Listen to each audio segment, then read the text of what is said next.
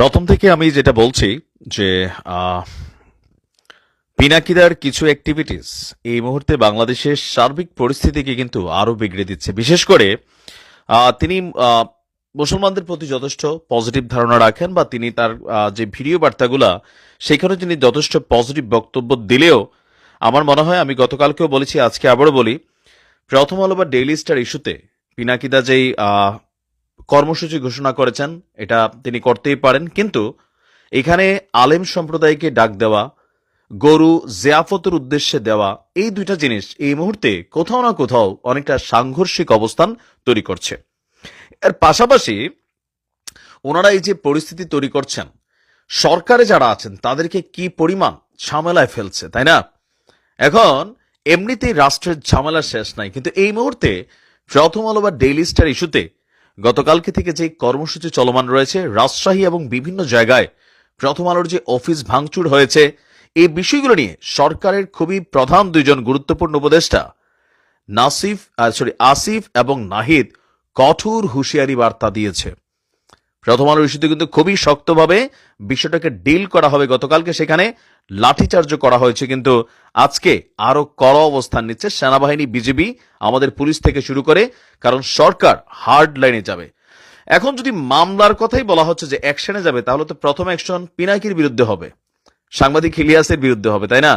কারণ কি তাদের নির্দেশেই বা হুকুমেই কিন্তু এই মুহূর্তে ঘটছে। তবে প্রথম আলো বা ডেইলি স্টারের সামনে এই যে কর্মসূচি, সেগুলো ঘিরে সরকার খুবই ঝামেলা পোহাচ্ছে বহির্বিশ্বেও বা বিভিন্ন ইস্যুতে। তো এখন তিন কলেজের সংঘাত থেকে শুরু করে সকল কিছু মিলিয়ে গতকালকে যে ঘটনাগুলো ঘটেছে এ নিয়ে আমাদের নাহিদ ইসলাম তিনি একটা বক্তব্য দিয়েছেন যে এই যে পরিস্থিতি বা এই যে উদ্ভূত সিচুয়েশন, গণমাধ্যমকে টার্গেট করা, গণমাধ্যমে আক্রমণ চালানো, এগুলার ব্যাপারে সরকার হার্ড লাইনে যাবে। কোনো ধরনের কোনো গণমাধ্যম বন্ধে চাপ প্রয়োগ করবে না সরকার, এবং গণমাধ্যমের নিরাপত্তা নিশ্চিতে শতভাগ শক্ত ভূমিকা রাখবে। পাশাপাশি যারা এই অভিযানগুলো চালিয়েছেন আপনাদেরকে গ্রেপ্তার করার ঘোষণা দিয়েছে সরকার। উপদেষ্টা আসিফ এবং নাহিদ কিন্তু বলেছে সিসিটিভি ফুটেজ দেখে, গণমাধ্যমের ক্যামেরায় থাকা ফুটেজ দেখে, মোবাইলে ধারণকৃত ফুটেজ দেখে যারা যারাই প্রথম আলোর বিভিন্ন অফিসে ভাঙচুর চালিয়েছে তাদেরকে গ্রেপ্তার করা হবে। তো তাদেরকে জামিন নিশ্চয় পিনাকিদা করাই ফেলবেন, সেটা সমস্যা না। কিন্তু আমি যেই কারণে এই কথাটা বলছি, দুইটা ঝামেলা তো হচ্ছে।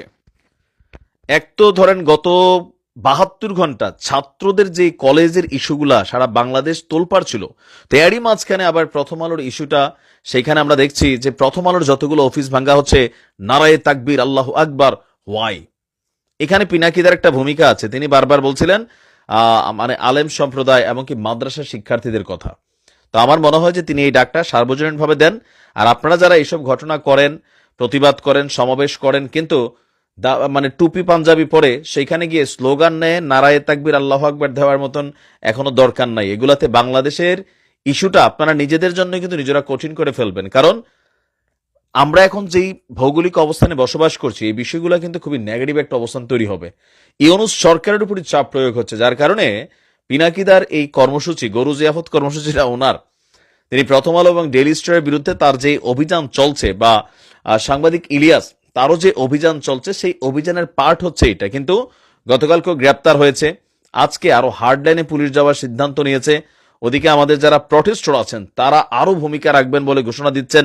বিভিন্ন জায়গায় এই যে অস্থিরতা, এই মুহূর্তে নতুন করে অস্থিরতা তৈরির বিষয়টা নিয়ে আমার মনে হয় যে কোনো কারণ নেই। আর এটা নিয়ে আপনারা জানেন যে অলরেডি অনেকেই কিন্তু বিষয়গুলো নিয়ে সমালোচনা করছেন যে গরু জিয়াফত কর্মসূচি প্লাস মাদ্রাসা শিক্ষার্থীদেরকে আহ্বান করে নারায়ে তাকবীর স্লোগান ব্যবহার করানো, এটা আসলে কতটুকু যৌক্তিক বা সম্মত। আর সরকার এখন যে হার্ড লাইনে যাচ্ছে, যাদেরকে গ্রেপ্তার করছে ফুটেজ দেখা দেখা, তো সেক্ষেত্রে কি পিনাকিদারেও গ্রেপ্তার করা হবে, সাংবাদিক ইলিয়াসকে গ্রেপ্তার করা হবে হুকুমের আসামি হিসাবে? এটা করতে পারবে না। কিন্তু আমি দেখেন বলি যে বাংলাদেশকে ভারতের করাতলে নেওয়ার জন্য আমাদের গণমাধ্যমের ভূমিকা সবসময় ছিল, এখনো আছে, ভবিষ্যতেও থাকবে। এগুলা নতুন না। কিন্তু রাইট নাও যে দেশে কোনো আন্দোলন নেই, সবকিছু শান্ত, দেন হয়তো একটা কর্মসূচি, এটাতে খুব বেশি বড় কিছু ঝামেলা হইতো না। কিন্তু এখন দেখেন চারদিক থেকে, এদিকে চিন্ময়কে গ্রেপ্তার নিয়ে ঘটনা, ওদিক দিয়ে প্রথম আলোর ঘটনা, ওদিক দিয়ে ভাই এক এক ঘটনা, মানুষ তো বিরক্ত লেভেলে। তো পিনাকিদার উদ্দেশ্যে বলবো যে আপনি একটু আরো কয়েকটা দিন যাক, প্রয়োজনে আপনার যারা অনুসারী ফ্যান ফলোয়ার আছে গরু খাসি সবই খাওয়াইয়েন, তবে ডাকটা দিয়েন অন্যভাবে, মাদ্রাসা শিক্ষার্থীদেরকে না। আপনি যথেষ্ট পজিটিভ সবার প্রতি, সেটা আমরা জানি। আপনি কথায় কথায় আলহামদুলিল্লাহ বা মাশাআল্লাহ অনেক কথাই বলেন, খোদাতে হয়তো অনেক বিশ্বাসও করেন, সবকিছু মিলিয়ে। বাট আপনার এই অনুসারীদেরকে এই মুহূর্তে যদি না থামান, তাহলে সরকার হার্ড লাইনে যাবে। আর মামলা টামলা হয়তো আপনাদের বিরুদ্ধে আবার কোনো মামলা হয় কিনা জানি না, এমনি তো মামলার অভাব নাই, যদিও এগুলো কোনো ভ্যালু পাবে না, বাট তারপরেও সাধারণ মানুষ তো এখানে ঝামেলায় পড়ছে। দেখা যায় পরিস্থিতি কোন দিকে যায়।